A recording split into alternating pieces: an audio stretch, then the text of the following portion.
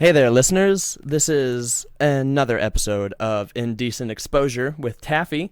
Today on my podcast, I have one of the coolest people in Fayetteville that I've met so far. Between him and the mayor, two of my favorite people. Aww.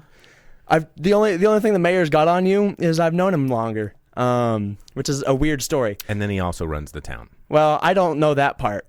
Like I've never been there while he's running the town. But so today, listeners, I've got one of my favorite people in Fayetteville, Bo Counts. He is a whole lot of things, and I'm gonna let him introduce himself just a little bit to start off. Well, thanks for having me. I don't know. My essence can't be contained, I guess, in a label. I feel the same way. I always like to classify myself as a modern day Renaissance man, a jack of all trades. Even when I was, a teenager, I was always fascinated with learning new skills. I've always been a lifelong learner. I really believe in it. And, I've kind of, in a weird way, managed to turn that into a career. And it's strange, but I'm rolling with it, man. So I guess as a nutshell, I've worked in the arts, I've worked in entertainment, I've worked in film, I've worked in television, I own a bar, I've worked on and off stage, behind camera, in front of camera. I've worked in the corporate world, the retail world. I've done, I've fix and repair vintage pinball machines. I'm self-taught in all sorts of weird skills, and I'm sure there's I host a podcast. That's why this one sounds so good, is we're up in my studio. Yeah, guys, I'm finally getting to do some good quality stuff, which hopefully I will be able to make some changes to the way I do my podcast coming soon, because, money makes It's the a world thing. go round, sadly. This stuff isn't cheap, Yeah. And I've been doing this for years, and it's just one of those things is I never seem to quit a hobby. I just add new ones. Oh, yeah. And, so I can definitely tell from the studio. Yeah, well, guys, as he made it sound, he is not as old as you would think it would take for it to be to do all of the things that he has managed to do with his life. He has gotten a lot done in a very short of time. That's still young, right? I was going to say, you're like, what, 33, 34? I'm in my 30s. That's as much as I like to reveal, because again, an age, that's a funny thing that you bring up, Taff, is like, because for me, I've never being somebody who, as a young person, like right out of the gate, age 16, first job, I quickly excelled to, they got promoted. They wanted me to be assistant manager and all this kind of stuff. I mean, I was working at Spencer Gifts in the mall, how appropriate is that? But, they didn't really ask how old I was. And then they were like, oh, we want to promote you, but, oh, crap, you're 17.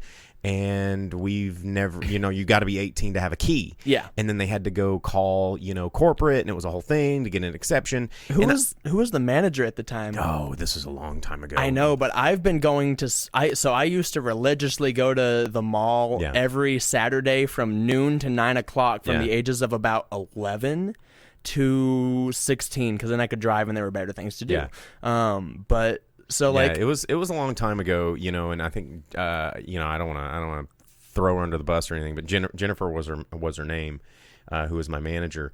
But yeah, it was a weird time, and all throughout my life, I found that when people immediately know, like, it's their first question is, how old are you? And it's like, well, what does it matter? I mean, I've met young people that are more skilled and more, influential than 50, 60-year-olds. And I've met 50, 60-year-olds that have their finger on the pulse more than some 17, 18-year-olds. Oh, yeah. And, but when people's first question, I think, because I've always battled, and fought gender norms and, all of these kind of things, and now age norms and just where you're from, regional norms. And it's like, what does it matter if you're awesome? And you're just like I've always say, because Bill and Ted's coming back, it's just like, if you're excellent to each other and you party on, dudes, like, that's what matters. But to answer your question, I'm in my 30s. Okay. Yeah. With the age thing, like, I don't know. It definitely depends on the situation, in my opinion, because, like, I'm 22, about to be 23, and that feels like a weird age, although I know I'm young as hell, and I've got a lot of growing to do before I even get anywhere. Well, and it's a new time. You can do so many new things. But, like... And consent changes meaning. Oh, yeah. And, But my thing is like... it for me, it totally depends on the situation. Because if I'm doing theater stuff, I'm ready to take on responsibility. Like, give me a rigging job, let me be a weight loader, let me go do stupid, dangerous stuff. But like right now, I work at Walmart. I'm not a huge fan of it. Don't give me any responsibility. Let me just take stuff to people's cars and give me money for it. But well, like desk jobs, for people like us that love to be engaged, love to be on our feet, love seeing new people, love interacting with our world. Hard. It's hard. And I learned that a long time ago. Right out of college, my first job, I got one of those desk jobs. I had an office with my name on the door, and I was like, oh, my family's going to be so proud of me. And I was miserable. I mean, I cannot put it into words how unhappy I was. I learned that before I even got into college, because I worked at Malco Theaters, because my brain was like, oh, this will be a good way to get some experience, because it was like, this is a theater, I'll get to see how they put stuff on, but like it's a movie theater. I cleaned bathrooms and I took people's tickets and I didn't do anything. I lasted a month there. That was the first job. I was like, I'm not doing this. So my co-host at the Drive-In Speaker Box, the podcast that I do, he worked in theaters in high school as well. I never worked in a movie theater. I always thought it would be awesome, but then I meet people like that, and I'm like, no, it is not awesome. It's awful. You hate coconut oil. You hate popcorn. You hate everything. You hate humans. You learn to accept free candy from the floor because you're a degenerate at the age of 18. But so then I got to the University of Arkansas and I started working as a carpenter for the university theater, that's like traditional theater. And I mean, stuff happened later, but like it was all I wanted to do. I loved it. I got to interact with people. I got to be creative. I got to build cool shit and learn from some of the most influential people in our area in that field. But then like I also worked at the Boys and Girls Club, and I was like, these kids are awful. I'm not staying here for $9 an hour. Not for me. Check, please. Well, like the problem with that one though is I love kids. Like I love working with kids, but more in like a teacher role. Like I would love to help them like learn that they love photography or theater, or show them how to build stuff. I don't want to keep kids from fighting because someone took the basketball and dunked, or like educator and not a babysitter. Yeah. Because I mean, I did. That's another thing that I did in when I right out of high school. When I was going to college, my first year in college, I ran the after-school program for West Fork Elementary School here right outside of town, if you guys live in Northwest Arkansas. And, I'd never really worked with kids in a professional, facet, but I'm not afraid of kids. Kids love me. Me and kids, we get along. but doing it on a daily, every day after school, like I really, that noise, exactly. It was exhausting, and I love the experience, getting to interact with all those kids, and a couple of them I don't keep in contact with, but when I bump into them, it's like, whoa, hey, what's up? Because like I worked there for a year, and like they're Fayetteville kids, so like I'll see a couple of them at Walmart every once in a while. They'll recognize me, and then I'll go talk to them and say, hey, what's up? And then their parents are like, what the fuck is going on? Who is this adult? And I'm like, I just looked after with them his shirt off. What is he doing? Well, I'm wearing a shirt in Walmart, but like, so I did run into one of the kids on Dixon Street whenever I was like pretty drunk already, but I was like, why do you have your kid out at like 10 o'clock? Yeah, put him to bed. Like, doesn't it need to watch Bananas in Pajamas or something and go to sleep? Isn't that what children do? This kid was also just awful, but one of my least favorites. But it's because he's out partying on Dixon. Like, that's what's up.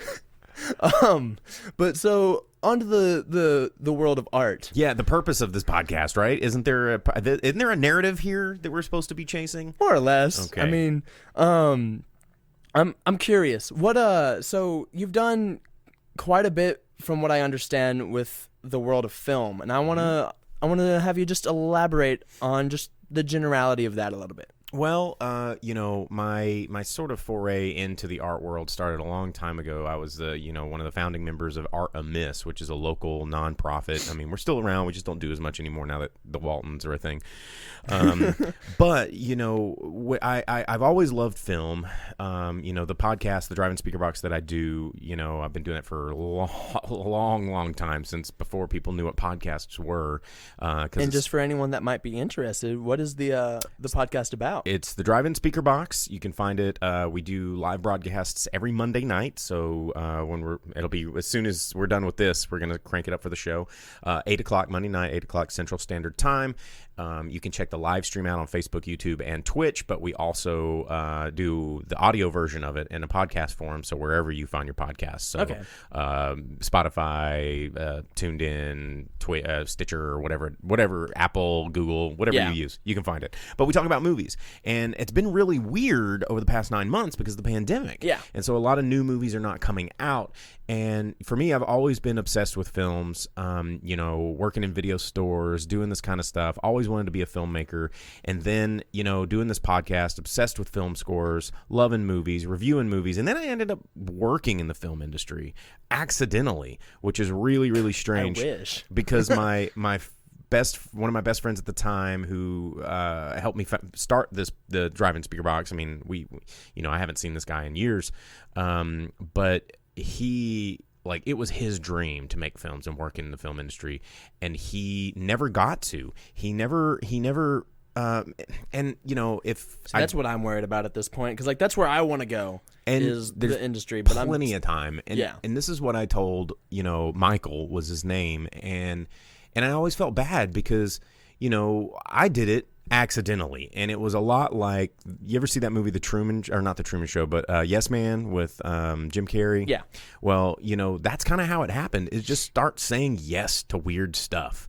And with Michael, what his problem was he only wanted to do it if it was going to be perfect. He's like, I don't want to start making this movie unless I've got this kind of camera, unless I've got this kind of budget, and unless I've got this sort of things. And guess what? He's never done it. And he's like, I want to go to film school first before I make my first film. It's like, why? When he and I were kids, we didn't grow up with high definition cameras in our pocket. Yeah. We didn't grow up with, like that. There's a device sitting on the table in front of us that's like $200, and you can record movie quality audio on that thing if you know what you're doing, and you can Google how to use it. And you can record a full on. I know there are several directors that record legitimate movies with an iPhone 11. Yeah, no, it's absolutely achievable. And for him, he never just did it. Yeah. And for me, I had a buddy of mine years ago call me up, and he owned a recording studio in town. Shout outs to the Old School Listen Lab. And he was like, Bo, hey man, you've always had a really good ear for stuff, and would you be interested in helping me out on this short film? I can't pay you, but I want somebody that I can trust to help me do audio for this thing, and it should be fun. It's probably going to be 2 16-hour overnight days, but it'll be neat. And I was like, you know what? Why not? I'm not doing anything else. Yeah. And working on a short film, sure, let's do it. And we did. I mean, you can't drag me on to set of a short film now if you're not going to pay me. But I did it then, and it got my foot into the door, and I met a lot of cool people, and we had a lot of relationships. And like any industry, it's so relationship based. Oh yeah. And I've told people a lot. It's like, you can be the best director of photography. You can be the best, editor. You can be the best whatever. But if nobody likes having you on set, or no one knows you. Yeah, and no one knows you, you're not going to get hired. So, everything that I learned, I became known as one of the best audio guys in the state, not because I was the best audio guy in the state, but I was the best audio guy in the state because everybody liked working with me, and every time I went, I learned more, and I did a better job, and I learned from everybody.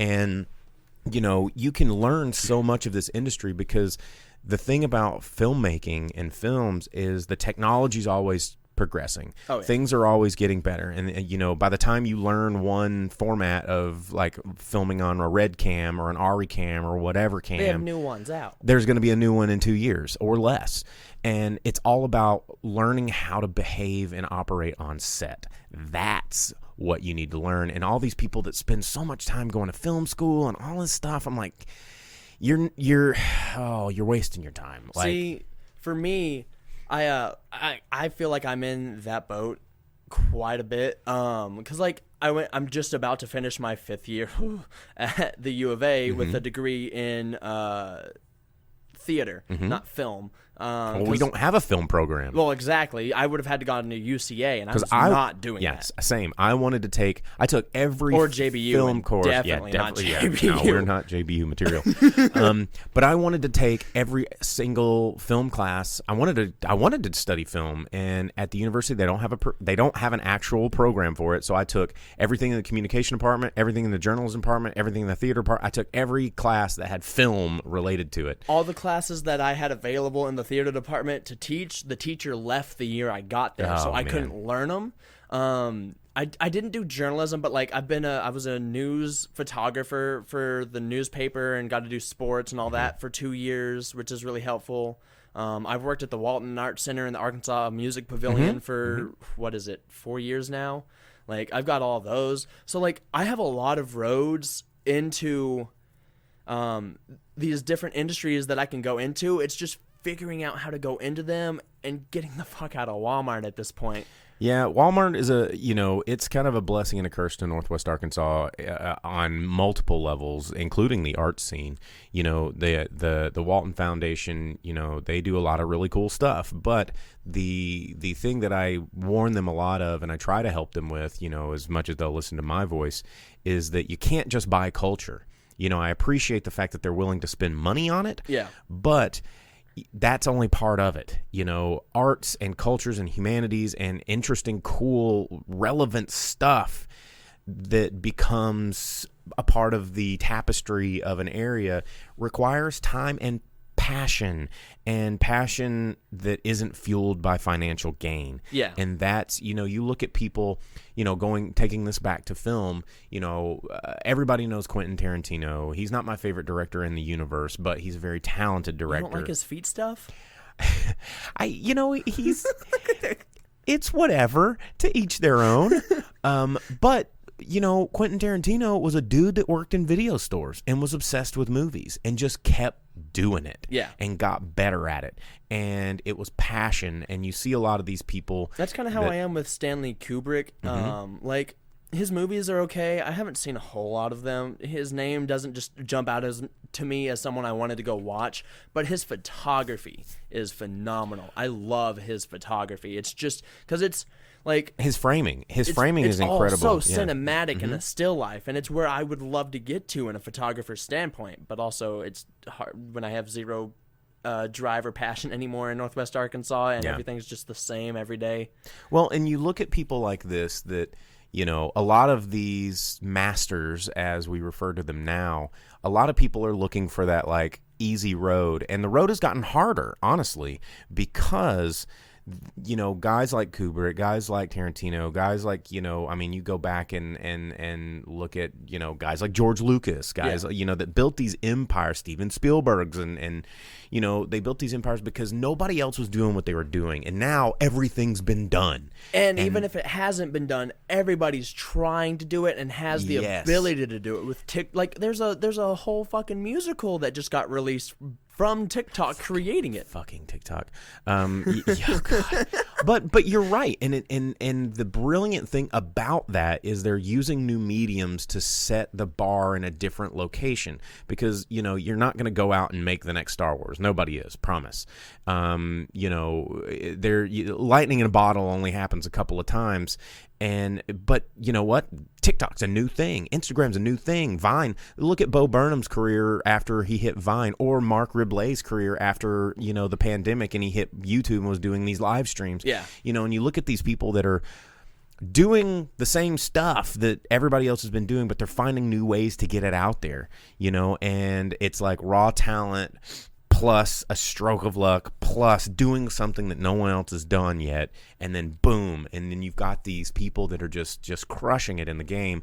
And another thing is realistic expectations. Not everybody's going to crush it. I mean, it's okay to just be pretty good at something.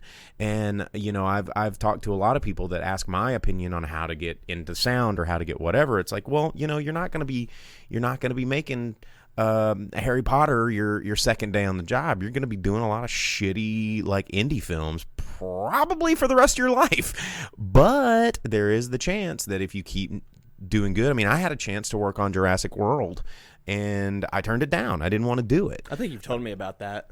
I just did, there was a point in my career in film that I kind of fell out of love with it. I mean, there was a time where it was really, really cool and you're working these 16, 17, 18-hour days and you're busting your ass, but you're meeting all these cool people and you're sharing stories. It's like summer camp. But then it's like, I kind of, because I'm so community centric and I love being able to walk down the street and see a friendly face like yours and be like, hey, what's up? And I love that. And as, I'm in my 30s now, and as I get a little older, I start to appreciate that community a little bit more. And then with film, that doesn't exist because you go where the work is. And so you might be in New Orleans for 6 months to a year. And then another film is like, hey, we're filming in Atlanta. You go to Atlanta. I just ran into a buddy of mine that I used to work in films with. His name is Rob Russell, and he popped by Pinpoint, which is my bar that I own, which I will be at as soon as we're done with this. Right, I've got on. Nothing else to do. And they will be happy to have you. Oh wait, actually no, we're closed tonight. Oh, it's we Monday. are? Yeah, Oh, damn. derp. What am I thinking? Well, then I won't be there. Yeah. Well, next time. I'll go tomorrow. So he came into Pinpoint and we were catching up, and I was like, dude, what are you working on? And he's just like, well, I just got done with the one of the last Marvel movies. He's been living in Atlanta for a couple of years, but he's just so disconnected from everything because that's your whole life. There's no cell phone, there's no emails, there's no TikToks, because if you have a cell phone out on set, you're fired immediately. And that was a world that I didn't want to be a part of anymore. And I got out of the film, like the feature film world, landed in the television world, like with Discovery Channel and TLC, and then did reality shows because they paid the bills, and there was a couple of them that were nearby. Didn't have to travel very far, but then I fell out of love with that, and then kind of was, all right, well, I'll do commercials, and then I was doing Walmart stuff, and then it's like I was kind of weaning my way out, and then I opened the bar, and I've been doing that almost full time. How long has Pinpoint been open? Well, I mean, it's weird with COVID. There was a 7-month just... Yeah. That just sucked away what we had done. I mean, we would have celebrated our 2-year anniversary in May, but we lost March, April, and May. So that's 3 months. So I guess our official 2-month open consistently would have been in probably October, our 2-year. So we're just over 2 years. But it'll be 3 in May that we've existed. Yeah. Which is going to be weird and exciting, and hopefully we'll be able to celebrate like crazy. God, I'm so ready. Yeah, and the bar world, it's not really that much different than film because I'm still creating an experience and an environment and, changing people's perception of space and what's going on around them. Which is something you're so goddamn good at, man. Thank you. That Halloween pop-up bar that you made. Yeah. Oh, my God. Yeah, that was like fucking... What's the ghost's name? That one right there? Yeah. Slimer? Yeah. Fucking dump truck of an ass, and I still can't get over it. I need to turn him around so you can stare at it. Yeah. But also the drinks. The drinks are so interesting, and to me, that's an art of it of itself. Are you so? Everything's art. That was the whole mission statement of my old nonprofit, Art Amiss. It's everything is art, and I'd never wanted people to just sit and stare at paintings and go, oh, well, this does make you feel. It's like I wanted people to look at art as everything around them is someone's art and someone's craft, and to appreciate it. And when you can appreciate the mundane as art and then you see masterpieces, that it's almost like teaching someone how to appreciate art in reverse. Because if you can, it's same with food. If you can't appreciate how delicious, the new dumbass whatever that KFC decides to do or whatever, and you, people are like, oh God, I would never. And it's like, yo, it's delicious. But if you can't appreciate that, then you're never really going to truly appreciate fine dining. You have to appreciate it all. I don't know, man. I'm just not going. I'm one of those people. I'm not going to KFC. Dude, KFC slaps, bro. I don't trust it. You shouldn't trust anything. It's like it's like going to a fast food seafood. You will never in my life catch me at Long John Silver's. No. Those little crispy cracklings that are in the bottom of the thing, it's just like flour and grease, but ooh boy. No, I mean, I can fuck up a fried shrimp basket. But at the same time, it's like I won't flinch at dropping 200 bones on a 5-star, or a Michelin star restaurant meal, and I can understand what goes on. And here's the crazy thing is because I have Michelin star chef friends, all of these guys are also the same ones that appreciate a good greasy ass like cheeseburger or. 'Cause, like, for me, it was. To put it in my perspective, it's in the terms of alcohol. Like, before I was 21, I was like, I would never drink, first of all. Of course not. But I was like, Why, who the fuck never. is gonna pay $9 to $12 for an alcoholic beverage? And then I turned 21 and start going to Y'all or the Vault, and I'm like, oh, okay, this Here's is why why. we pay. Or I go to Maxine's, and I'm like, this is why. This is why. And like, because like, if I'm out on Dixon Street, I'm not like, I don't drink ever. Like, I don't like, I go to C4 and I pay the entrance fee so I can do my part, but I don't want just a cup full of gin or whatever. Yeah, I don't know what the names for those things are. Like, also the bartender that made the best stuff is gone. I miss being able to have a 4 Horsemen or a really good liquid cocaine, because that was 2 shots and I was gone. But like, I can go to Y'all's bar, sit there for like an hour, sip on like 2 to 3 drinks. Like, I'm paying like close to $30, but I don't feel bad about it. You don't feel bad. You get less hangover. You like what you're tasting. Like, Y'all's hot chocolate thing for this Christmas thing. Oh my God, I'm so sad it's good. going away. I know. Yeah, it's it's over. I mean, we actually used real dairy, which a lot of places don't. And that was why we haven't carried it over to the full winter, is because, man, it's just so much milk. Yeah. And you have to dump it at the end of the night. And also, like, it seems like if we weren't in the middle of a fucking pandemic, that would be doable in the sense, because y'all got a lot of people pre-pandemic. Oh man, and having to work with the guidelines going, they're like, well, you can operate 66%, but that's really only if we have a space for it. So technically, it's more like 30%. Yeah. And you're right. Like, there's a lot of menu items that, like that hot chocolate, that I would love to carry all the time, but when we're only going to see 40 or 50 people in a night, not all of them are going to be drinking hot chocolate. So when you make 2 gallons of it, there's just not enough. There's just You're not just enough. throwing away. You're throwing it away, and that's something that, in not to shift gears too much, but I wish Shifting people. gears is what my life is about. Yeah, Let's dude, go. let's put into 6. But that I wish people would understand more is when they go to a small local independent business and they order something and that place might not have it. Don't get pissed off. It's the world we're in right now. Yeah.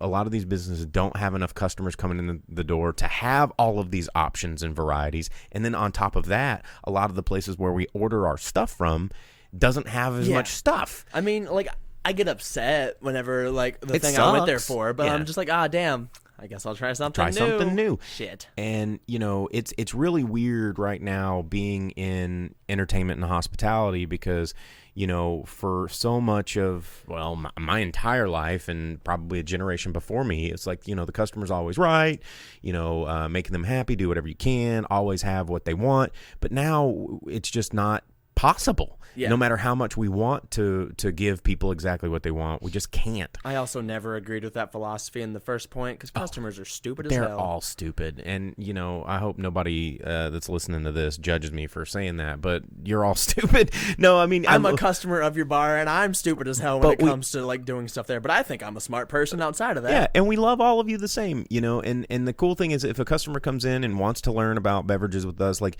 and going back to what we were saying about appreciating the crap and also understanding the quality, if someone wants a round of Fireball shots, we're not going to scoff at them. We'll pour them a round of Fireball shots, because guess what? We got Fireball too.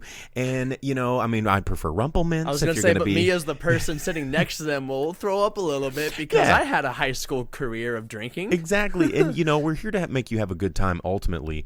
But, there's so much out there that's to be explored and experienced and understood. Like, and it's a shame dancing is canceled, because your bar was one of the, outside of C4, it was the best one to C4. dance because you have so much the space. best beats. I always have That good too. tunes. I used to be a professional DJ. I used to tour around, play the clubs. That was another one of the things that I did. And beatbox, BEATBACHS was my DJ moniker. And Oh my lord! I opened for Pretty Lights once, and Mixmaster Mike, and Junkie XL, who now does all the music for the Taken films. Jesus Christ. And that was once upon a time I was like, this is what I want to do forever.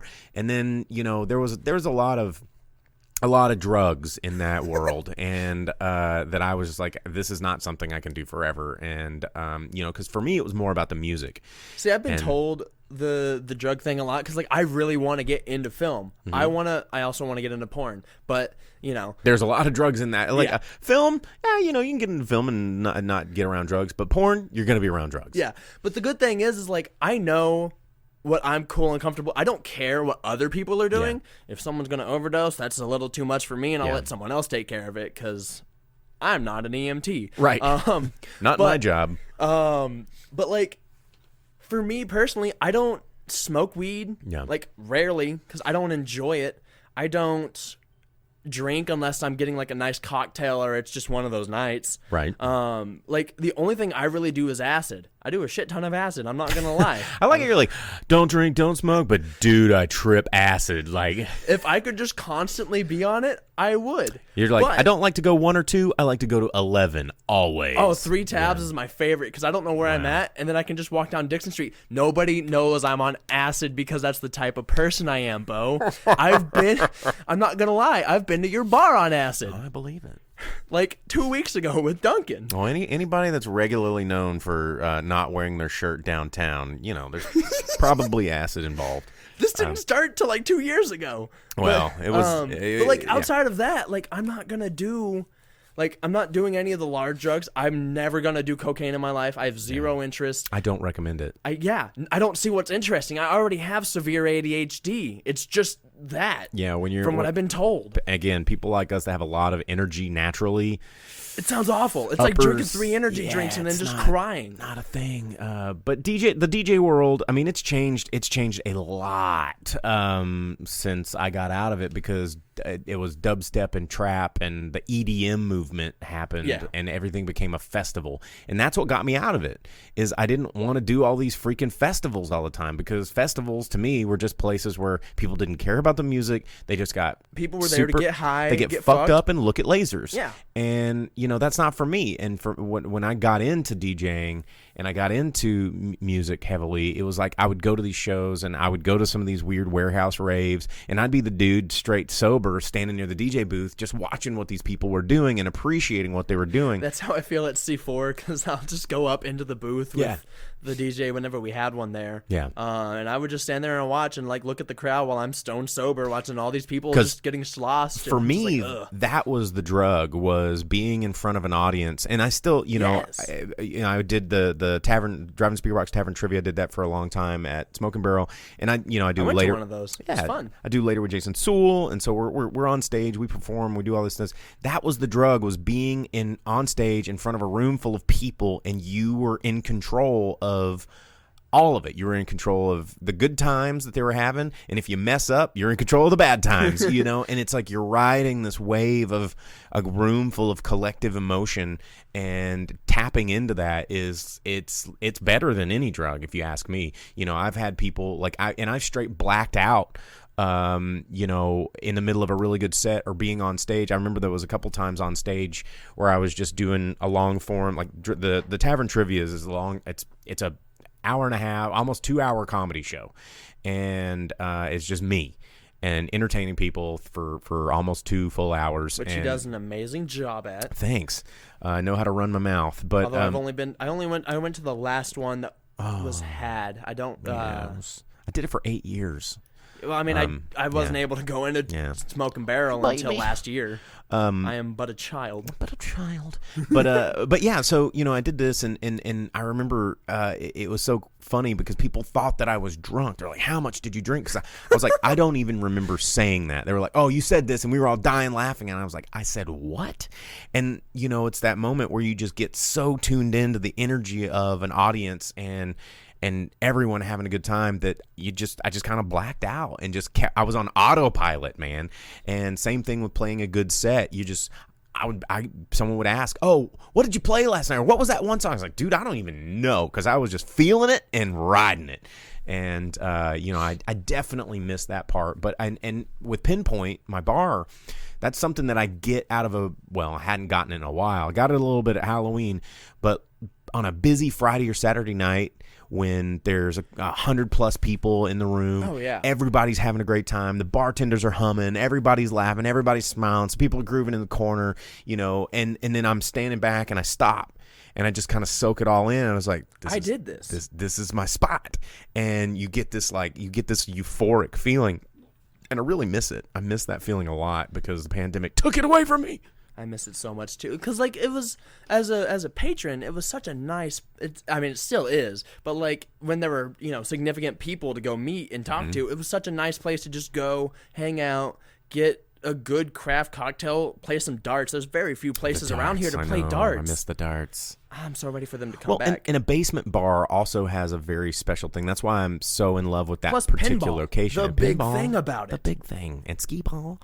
But walking down those steps, it's just that small, inconspicuous door. Oh, yeah. And you walk down those steps, and then you're greeted with music, lights, sound, all this stuff that and a dude asking for your ID. But it kind of washes over you as you get down to the bottom, and you're like, well, I can't wait to get in here because look at all this stuff and look at all these people. And a lot of people are like, I had no idea this was here. And so, that first experience that people get, I want to make sure that everybody that walks through that door gets that first kind of like, whoa, when they get there, and so that they can come back and go out and tell their friends, be like, whoa, here's this place, and so that they can vicariously have that moment with their friends where they're like, oh, check it out, and then you see your friend go, whoa, and you're like, yeah, I know, I told you, and you're getting that high from showing that person a good time, and I don't know, it's just, I don't know, it's real hippie sounding, but But to the people that are going to listen, I imagine that makes sense. Hopefully. It makes sense to me. Yeah, hopefully. Hopefully you guys know the weird crystal waving crap we're talking about over here.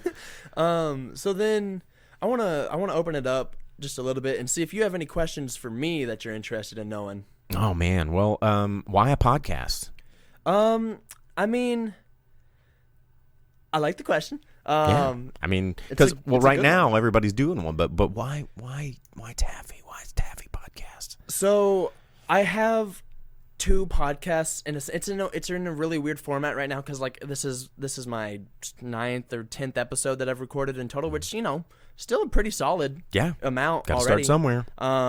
But I really, I want to get my voice out there. I have 2 podcasts on one kind of platform. So the big thing is called Twisting It with Taffy, because that's cool as hell.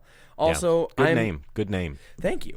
Also, I'm a very well-known person in Fayetteville and Northwest Arkansas in general, even with how young I am. But I'm because you're out there, man. You're always out there. I will wholeheartedly say that I am the most famous person on campus at the University of Arkansas. Famous or infamous? Both. But so the main one that I started is a sex-based podcast because that is a huge portion of my life. Well, and people love talking about fucking. Two, the way I wanted to do it was a way that I haven't been able to find anybody else doing it on a podcast in general. Everyone has a podcast that's hey, we're going to talk about craft beer. And in the terms of sex, there's plenty of sex-based podcasts out there, but they're all, hey, I'm a doctor and clinical sexologist, or I'm a sex therapist, and today I'm talking with another doctor about what herpes is. Why does it itch? Yeah. And I'm like, that's cool. That's great. We need that out there. But I want to have just open and honest conversations with people about the weird shit that people have done or into, or if they have a interesting topic, I want to just dive into it and just see what we can find on it. Yeah. Tell some secrets here and there. Tea time. And that's where that one's at right now. It's doing pretty well. Other than getting listeners in at this point, I'm working on it. Well, that's the hard part that, from one podcast producer to another, it never stops. Oh yeah, you know, it's constant. And don't get yourself discouraged I'm if not no worried one at listens. all. Yeah, because just like keep putting it out I'm there. gonna keep talking to the fucking void at this point. But like how I look at it, I have around 20 consistent listeners already. 10 episodes in, I'm happy with that. Yeah. My first episode had 100 listens. That's fucking crazy. Yeah. Just because of how many people were like, "Oh, Taffy's doing a thing." Well, let's check it out. And then they were like, "Oh, Taffy did a thing." I don't like. He talked about some weird shit. You did what with what? Yeah. But so then the podcast that we're doing right now is called Indecent Exposure, because I was talking to one of my friends at Bedford's who was on my podcast, Jesse James Johnson, another interesting and cool ass Shout-outs dude. to Jesse James Johnson. He was like, "Why don't you do an art one?" And I was like, "I mean, I want to. It's just I want to have a cool name for it." And he was like, "Well, I mean, you're a nude photographer. That should be pretty easily." Because, like, that is my main thing is nude photography in general. But, like, I'm also trying to branch out to everything. I have a drone now. I have a whole bunch of shit. I've spent a lot of money. Nude drone photography. You're like, I think I see boobies down there, but I can't tell. It's pretty high up. Going for the wide shot. But, so it's called Indecent Exposure, which is funny. Yeah, it's funny. And great. And then I also want to do another one. Just gonna start a whole podcast network. Well, kind of. Like that's what I want to do. I want to have I don't want to have to limit myself in what I can talk about, because like I like when I'm not fucking depressed and shit, I talk for fucking ever. Right. Like it's not hard for me to talk to new people. But the new one I want to start eventually. I'm waiting till I can get a little bit more of a consistent viewer base. Is I want to call it Tea Time with Taffy, and I kind of just a lot of teas. Yeah. And I want to get a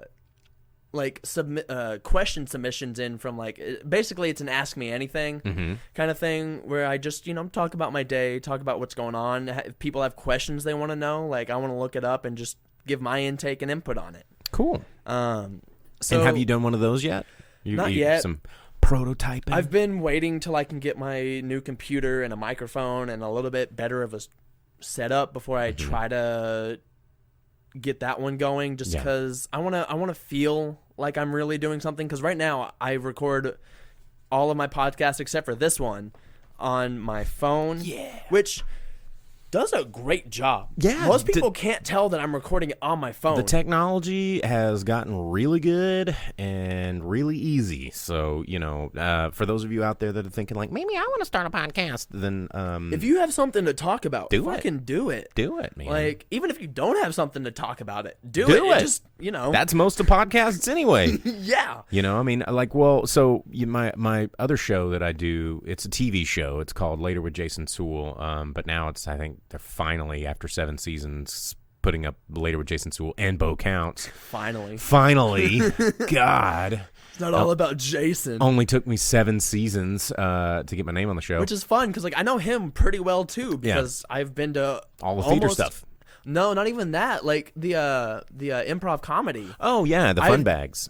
No, not. Oh, he does the. What's the other one that he does? It's been so long since I've been to a show. Well, he does fun bags too. But there was Rodeo Book Club. Rodeo Book Club. That one I like better. It's been so long since I've been there. They haven't done one. Yeah, because you can't do anything at Backspace. There's no COVID possibilities. They did fun bags virtually a couple times, but I prefer the format of Rodeo Book Club. Because like I love all the people. I know them super well, and that's where I know Jason from. Because here's a little secret, a little one of them teas. I fucking hate improv. Like I can't stand it. I want to get into it so bad, but it's just like I was too young to really get in with that group, and now I'm just like I want to go do other things with my life. I think I'm more of a sketch comedy kind of guy. Yeah, and I love comedy, and I don't know what it is. It's kind of like how everybody's like, well, I just can't eat shrimp, and they're like, why? Shrimp's delicious. I don't know. I just don't like the taste of it. And that's me in improv. Like I can appreciate it, and a lot of my friends do it, and everybody's like, Bo, you should do it. And I was like, no, I just Wait, so do you not like watching it, or do you just I don't like any of it. Oh, I don't understand. It's like I don't know. Like how they have those people out there that say they have the gene where cilantro tastes like soap. Yeah. I think that I have the gene that improv just sounds like fingernails on a chalkboard to me. I've legitimately pissed myself at fucking Rodeo Book Club shows. But that's where I was leading up to is Rodeo Book Club is about the only format of improv that I've found that I really, really enjoy. I can see that because I've taken a couple of classes to try to get better at it, and I was just like, this sucks. Yeah. Like, I tried doing it at the University of Arkansas, and I could never get in because I'm not great with, like, quick pressure and ADHD. My brain's like, I don't know what to say. Yeah. What the fuck? But, like, I've watched a couple of their shows, and they're pretty interesting because they're college kids, but they still have to keep it PG-13, and I'm like... Okay. Well, like, and you that's, could have gone more. You know, there's so much improv out there because improv, for those of you that don't know, that don't study theater, it's not as made up as you think. It's like algebra is kind of how I think about improv. Is, you know, not all formulas kind of follow the same formula, but it's not always the same numbers that you're plugging in. And knowing the formulas and knowing the beats and knowing how to structure the formula, it's kind of how improv works. And it's interesting. It's kind of a science. Yeah. And, you know, you don't just get up there and go, oh, man, you're real funny. Start saying funny shit. Like, that's not improv. No, it doesn't, because I tried doing that, and it does not work. And then Rodeo Book Club has, like, a little bit of a leeway. Well, they're like, they're a very small group. It's very minimal set and lighting. It's literally not filmed. It's literally performed in a shed with like 5 feet in between them and the crowd. And there's no holds barred. It's super intimate. I've seen two dudes kiss and dry hump on the thing for a set about. I saw that at Backspace too, but it wasn't. It wasn't Rodeo Book Club. I've seen a grandma get knocked out at Backspace. I've seen some shit. She was there to watch her fucking kid play a show or something, and some dude was fucking mosh pitting and punched her in the face. Hell yeah, that's what you get, Grandma. I felt so bad. This isn't your grandma's show. Oh wait, it is your grandma's show. Bop. This is for you, Grandma. Grandma, no. Yeah, but yeah, you know, I mean, it's a fun skill. It's a fun, and I mean, shout outs to Backspace. You know, that was a cool place. They just did a bake sale not too long ago. For those of you that live in the listening area that don't know what we're talking about, it's a DIY venue that is. It's a page ripped right out of the 90s, early 2000s. Like, DIY venues are something that you're not going to see much of anymore because property values are getting so expensive, and just legalities and you know, insurances and all these things that go into operating a venue, especially in downtown environments. Like, Backspace is so cool, and I'm so amazed that it has managed to go on this long. It's also because it's managed to go on this long because it's also one of those still secret spots of Fayetteville. I can't tell you how many college kids, how many people from Fayetteville they have no clue. Have never heard of it. I'm like, guys, you can literally see it from C4. I've done a ton of shows at Backspace. This was back in the Samantha Sigmund days when I think she started it, actually.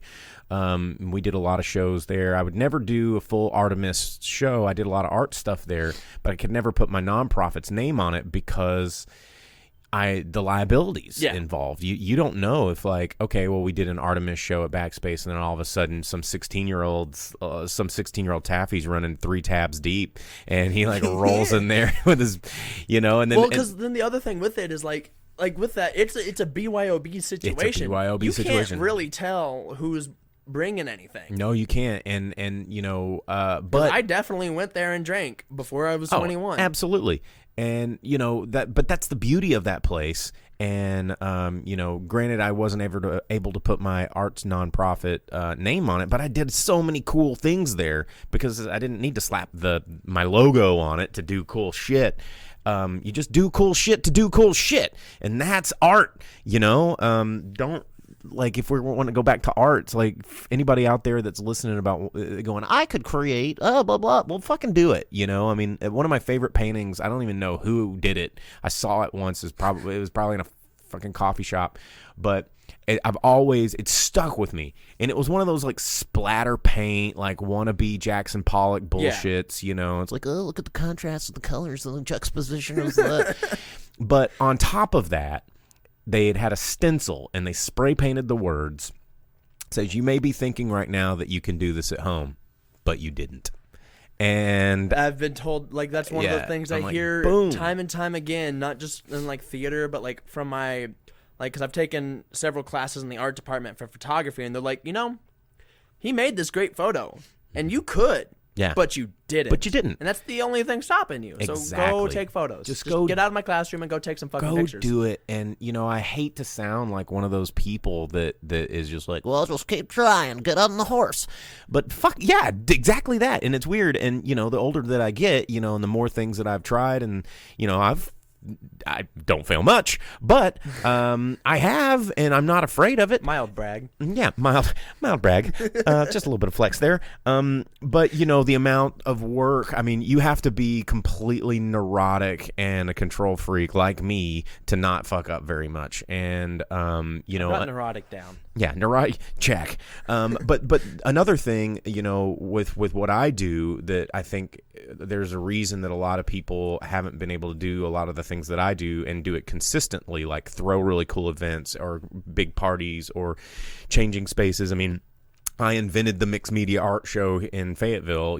I didn't invent the mixed media art show, but no one had ever seen them in Fayetteville. And then, the Black Apple Awards tried to do it, and then fucking Crystal Bridges tried to do it, and everybody's tried to do a version of what I did at Artemis, But the difference is everybody that tries to do these things tries to do it so they can be the cool guy that did it. Yeah. They want to be eyes on me. They want to be spotlight on me. They want to be the DJ behind the booth that's getting drunk and having a party, and they're like, oh, it's my party, so I'm going to have a blast. And it's like, dude, if you're the one that's throwing the party, you don't get to party.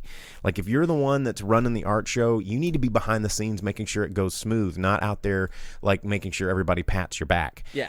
And Fashion Week, Northwest Arkansas Fashion Week's a really good example. I've tried getting into that a couple of times. It just never worked out because I was in college and I was also a photographer for the newspaper a couple of times. And they're like, you could go do this, and then Well, the lady that founded it, Jade Terminella, shout outs to Jade, I was always really impressed with her because, the first couple of years that she was running the show, she was so busy running the show that, when people are like, hey, we need Jade to come out, we want to thank you, she's like, I can't, I'm on radio putting out all these fun. And that's the mark of somebody that really is going to rise and shine, because I've watched so many people just fall because they want the accolades before the hard work, and it sometimes takes years before you get to enjoy the fruits of those labors. I mean, I know for Pinpoint, going back to Pinpoint, it was easily a year before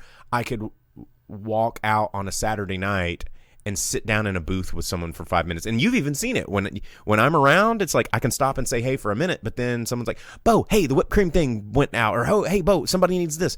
And you're always having to be like, kind of in tune with it. It's kind of like that even during the pandemic. There were a couple of times that I was like, I wanted to talk to you, or I don't know any of the bartenders' names. I know their faces. Yeah. And I was like, hey, you want to hear a really stupid fucking joke I heard the other day? He's like, I gotta go do this. Gotta do a thing, because we're all overworked. Cool. And that's, I mean, for people in the hospitality industry, we had to hit this big reset button, because that's what made the pandemic so rough for me in particular, is my Pinpoint was so fresh and so new, and we were just at that point to where it was starting to operate on its own, where I could go out on a Saturday night and watch everything and get that high that we were talking about earlier and go, oh my God, and then sit in a booth with a guest and be like, oh yeah, you guys having a great time? Let's do a shot. Let's talk. What are you up to? C4's finally hit that point. But now it had a reset button, and with the pandemic, I know Jamie's pulling his hair out over there because we talk about it. That's why he wears so many hats.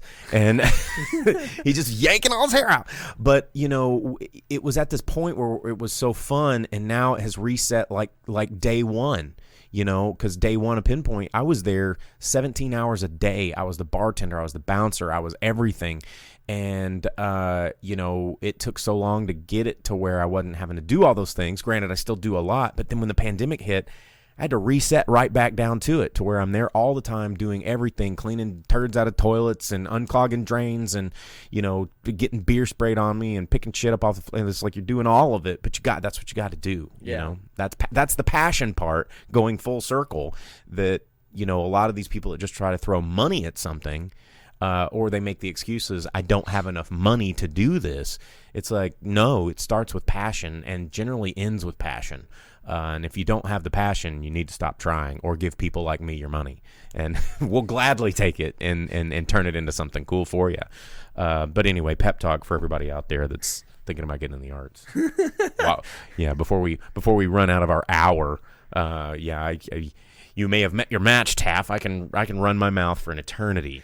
Hey, the last 3 people I've had on the arts part of the podcast were just such a long talk, or the last 2 people, because you're the third. Yeah.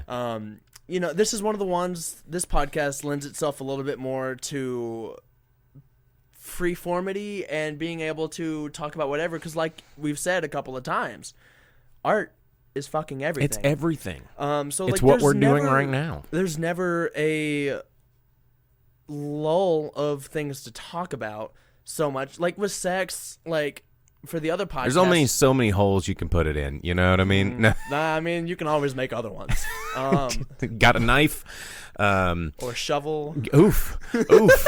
But no, you're right. Like, and I think that's kind of cool, because art, is like when I was doing Artemis, our art shows, we had fashion, we had music, we had literature, we had installation art, we had canvas art, we had photography. I mean, you name it, we would allow it in the show. It was a juried show, and we would it was so crazy, and everybody would get so overwhelmed because you'd walk in and it was a pop-up one-night show. Generally, you walk in, someone hands you a book that has a CD with 12 bands on Jesus it, Christ. and then you've got poetry and literature. How long ago was this?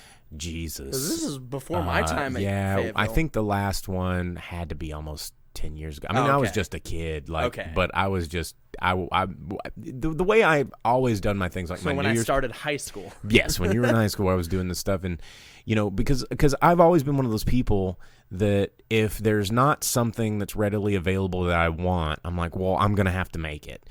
And that's how my Halloween, like, I've gotten known as Fayetteville's or Northwest Arkansas's King of Halloween, which I love that title. But it was because undoubtedly, everybody, everywhere I'd go to lame Halloween parties, or I'd go to bars that didn't give a shit. There was nothing cool, and I wanted the cool things. I wanted what I saw on TV growing up. And I was like, well, if no one's going to do it, I have to do it. Same with my New Year's party. I hate New Year's. And I hate going to dumb parties and someone going, oh, I didn't get kissed at midnight, and oh, where's my champagne toast, and oh, it's going to be so magical. It's the one night a year that I do not like going to C4. Like, I love the idea of New Year's, and I'm usually able to go home with somebody that night. This year it didn't happen, which is the first time since college. But, My problem is there's just so many fucking people that want to go amateur there, and hour. you can't move. It's amateur hour. It's not fun. It's not fun. But I was like, okay, well, if everybody is going to be dragging me to New Year's parties and doing all this stuff, then I'm just going to make the New Year's party that I always wanted to go to, that I saw on TV, that I think everybody needs to have. And that was when Blue Masquerade became a thing. And I did several of those, and then I kind of paused them for a number of years until I opened up Pinpoint. And then a friend of mine, who moved back. He moved to Canada, whatever, and then moved back to Fayetteville, and he's like, dude, Bo, what do I got to do to get Blue Masquerade back? And I was like, man, I don't know. I don't really want to do that again. He's like, whatever I have to do, I will do it if you will bring it, because he's like, I need this. He's like, God I've never. Damn it. He told me straight up, he's like, I haven't had fun on New Year's since the last time I went to one of your events. And I was like, okay, all right. And then we made a deal. I was like, if you will coordinate the effort of getting all these damn pinball machines out of Pinpoint, then I will do Blue Masquerade, because I don't want to have to worry about that again. And he said, done. And they did it, and so I did it, and it was amazing, and we had a great time. And because that happened, the reboot, the last couple of years prior to this one. Yeah, we did 2 of them at Pinpoint. And so I wanted to go to the other one, but I had just turned 21, and I was like, it was a blast. There's other stuff I had to do. Gave away probably 100 bottles of champagne that night. It was so Christ. insane. Because instead of champagne toast, I don't pass out little flutes. I pop corks and start handing bottles out. I'm like, here you go, don't chip your teeth. And because that happened once, and a long time ago, I had this girl who chipped her tooth on a champagne bottle that I handed her, and I got a message from them the next day, and they were like, I chipped my tooth on a champagne bottle that you handed me. I was like, oh my God, oh my God, oh my God. And then she followed it with, but that was still the most fun I've ever had on a New Year's. And I was like, hell yes, I did it. But yeah, it was one of those things that's just like, go out. If you don't see it and there's not a version of it at your store or whatever, do it, make it. make it your own. Try it. If it's no one else is out there doing it, that's the perfect opportunity to be the fucking king ding-a-ling of doing that thing. You know what I'm saying? King ding-a-ling. So yeah, man. Pep talks. It's all pep talks. Get more people out there doing it because, you know, everybody's like, well, don't you, competition's bad, right? I'm like, no, competition's amazing. That's kind of where I'm at this point is like I spent, I always did it. Be better than them. I did it kind of the way you said not to do it. Is how I'm getting into it. Like I did spend the money on stuff first, but for what I wanted to do, you kind of have to spend the money. You got to get some gear. Which I haven't spent I've spent an outrageous amount of money for a first generation college student, but outside, like for people who had money to begin with, not a lot. So like I'm at the point where I have the gear that I want to be doing stuff, and that'll last for the next 5 to 6 years before it gets outdated and get it paid for. Yeah, like if you're gonna buy something, make sure you've got a way to pay for it. Oh yeah, it's all paid off. It's all good. It's all mine. Then that means you did it right. Like the only thing I don't really have is a group of people to be doing stuff with, and that's where I'm really looking to get it. But right now, like I've had to just take a huge, like I planned on starting this shit in fucking April, but you know. Well, finding groups in a pandemic is tough. That is real tough, no matter how you break it down. It's, you know, but it's also spurring inventive new ways. Oh yeah. So, you know, that's the one thing that I get a little bit positive about, but it's still, it's fucking hard, man. Yeah, that's kind of just the point where I'm at is I'm waiting for the pandemic. Like right now I'm working my ass off at a job I hate so I can make a solid amount of money so I can buy more extra shit to make cooler stuff with down the road, so that when the pandemic is over, I can just jump in. Yeah. Like I don't need my safety vest. I don't need to put on the water skis. You just start going at 70 miles an hour and let me put my feet in the water and I'll start water skiing with my feet, you know? Barefooting. So, you know, that's kind of where I'm at with this. Well, I'm glad you invited me to be a part of it. That's cool. You know, I love seeing new stuff, and I always get flattered and honored when I'm invited to be a part of other people's cool projects. Same, so much. So then I think that's a pretty solid place to end it for us. Yeah, man. Right at an hour, too. Look at that. I love it. Because the last time I did it was like an hour and a half, and I was like, oh my God, where do I end it? But so with that, is there just a last little words of remarks? Do you have any words of wisdom, any words of hope, or just anything like that you want to give our listeners who might hopefully have lasted this long in the podcast? It's always, you know, I've been saying this since I was a kid and I first saw Bill and Ted, but, you know, be excellent to each other and party on, dudes. Like, that's the way we're going to get through this. The pandemic's hard. Empathy, practice empathy. That is a big part of my life that we could talk about another half hour, but I'm not going to. But don't look in someone's bowl, look in someone's soul, you know? And, you know, everybody's problems scale. Everybody has problems that they're dealing with, but we're all, you know, I hate using the cliche, we're all in this together, but we really, really are. We're all so much more interconnected than people believe or understand. Oh, yeah. And, you know, just because you don't understand a person's life or what they're doing doesn't mean that it's less valuable to your life, and you may just not know how. So everybody just be awesome to everybody and go out and have a beer or have a beer or cocktail at Pinpoint. Yeah, please go support your local bars at this time. Yes, because we're getting absolutely fucked. And no legislative help, no leadership. Hopefully that'll change soon. I hope so. We're trying to sue them, so, you know, we'll see. We'll see how that goes. So there you go, listeners. This has been another episode of a Indecent Exposure with Taffy. Today's guest was Bo Counts, one of my favorite people.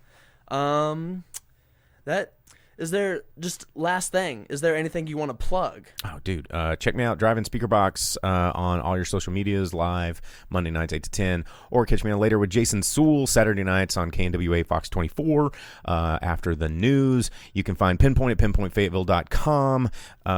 Yeah, that's all the big ones. I got a lot of things that you could promote, but we're on Instagram, we're on Facebook, Twitch, all that social medias. Look me up. I'm easy to find. Alrighty, guys, go out and create.